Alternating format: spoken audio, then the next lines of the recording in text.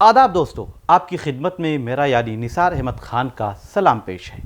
आप देख रहे हैं भारत एक्सप्रेस। अभी आपको यूपी की राजनीति से एक बड़ी खबर हम बता रहे हैं। यूपी के बलरामपुर के पूर्व सांसद और समाजवादी पार्टी के वरिष्ठ नेता रिजवान जहीर, उनकी बेटी ज़ेबा रिजवान और दामाद रमीज़ नेमत को बलरामपुर की एमपी एमएलए कोर्ट से आज बड़ी राहत मिली है।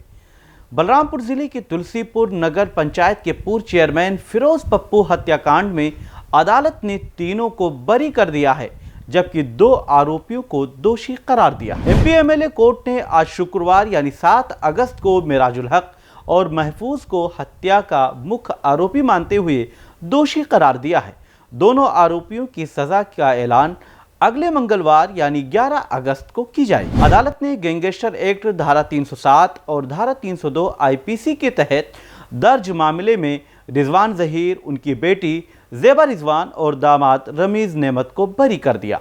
आपको बता दें कि नगर पंचायत के पूर्व चेयरमैन फिरोज पप्पू की 4 जनवरी 2022 की रात में उनके आवास के पास ही हत्या कर दी गई थी। पुलिस ने 6 लोगों को नामजद आरोपी बनाया था।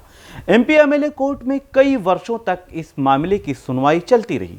बलरामपुर पुलिस ने इस हत्याकांड में पूर्व सांसद रिजवान जहीर, उनकी बेटी ज़ेबा रिजवान, जो तुलसीपुर विधानसभा क्षेत्र से 2 बार चुनाव भी लड़ चुकी हैं, और उनके दामाद रमीज़ नेमत को हत्या की साजिश करने का आरोपी बनाया था।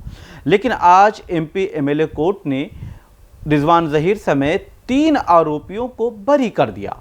इस तरह से आज ये उनके लिए बड़ा दिन है। वहीं मेराजुल हक और महफूज को हत्या का दोषी माना, जबकि एक आरोपी शकील अहमद की सुनवाई के दौरान ही मौत हो गई थी। आपको बता दें कि शकील अहमद ने ट्रेन के सामने कूदकर आत्महत्या कर ली थी। हालांकि इसका आरोप रमीज़ अहमद पर लगा था, जो रमीज़ नेमत उनके दामाद हैं, पूर्व सांसद रिजवान जहीर के उनके दामाद हैं, उन पर हत्या करने का आरोप लगाया गया था। हालांकि बाद में जब पूरी तस्वीर साफ हुई तो ये समझ में आया और ये निकल कर आया कि वो ट्रेन के सामने कूदकर शकील अहमद ने आत्महत्या कर ली थी। वहीं आपको बताएं कि हमलावरों ने जब फिरोज पप्पू के सिर पर हमला किया था और बाद में उनका गला रेत दिया था, इसके बाद हमलावर फरार भी हो गए थे। गंभीर रूप से घायल फिरोज पप्पू को तुलसीपुर के सीएचसी में ले जाया गया था, जो सरकारी अस्पताल है, वहां एडमिट कराया गया और उसके बाद वहां पर बड़ी तादाद में लोगों की भीड़ इकट्ठा हो गई थी। उसके बाद राजनीतिक गलियारों में कई तरह से चर्चाएं शुरू हो गई थी। हालांकि डॉक्टरों ने उन्हें मृत घोषित कर दिया, उन्हें मुर्दा करार दे दिया। हत्या के बाद तुलसीपुर में तनाव फैल गया था। 6 दिनों की जांच के बाद हत्याकांड का इंकशाफ करते हुए 10 जनवरी को एसपी ने पूर्व सांसद रिजवान जहीर, उनकी बेटी ज़ेबा रिजवान, दामाद रमीज़ नेमत और मेराजुल हक, महफूज और शकील को गिरफ्तार किया था। बलरामपुर पुलिस ने दावा किया था कि राजनीतिक लड़ाई और तुलसीपुर विधानसभा सीट से टिकट की दावेदारी के चलते यह हत्या की गई थी। अदालत से बाहर निकलने के बाद आज रिजवान जहीर ने कहा कि हमारे ऊपर कलंक लगाया गया था, लेकिन आज हमें इंसाफ मिल गया है। वहीं ज़ेबा रिजवान ने कहा कि अब कहने के लिए क्या बचा है, हम लोग तो 4 साल से यही बात कह रहे थे। हालांकि जब ये पूरा मामला चल रहा था तो इस दौरान एक बड़ी बात ये निकलकर सामने आई थी कि पूर्व सांसद रिजवान जहीर के करीबी और उनके वकील और उनके कुछ करीबी लोगों ने मिलकर कुरान शरीफ भी हाथ में उठा लिया था और उन्होंने ये बात जनता के बीच कही थी कि हम लोग इसमें बिल्कुल भी इन्वॉल्व नहीं हैं या शामिल नहीं हैं।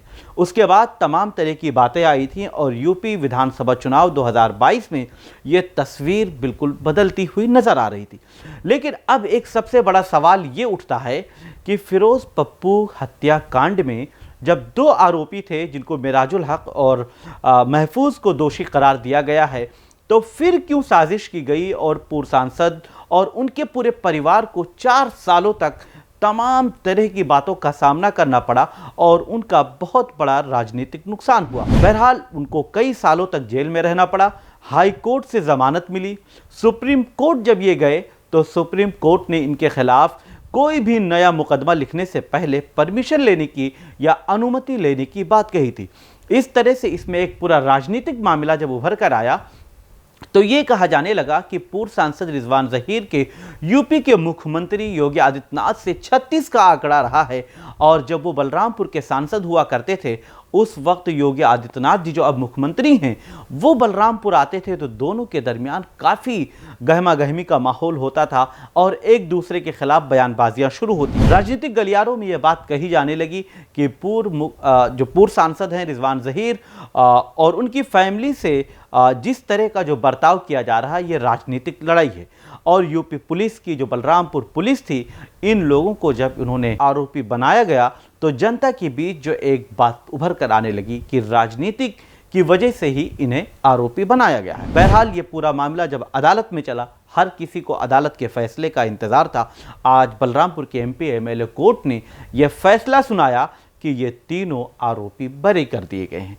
इस तरह से ये तीनों आरोपी जो थे, इनके समर्थकों ने आज जमकर नारेबाजी की और सोशल मीडिया पर एक बड़ी जीत और सत्य की जीत करार दिया जा रहा है। हालांकि अब सबसे बड़ा सवाल ये है कि इनकी जो नुकसान हुआ है इसकी भरपाई कौन करेगा और ये लड़ाई अब आगे कहां जाएगी।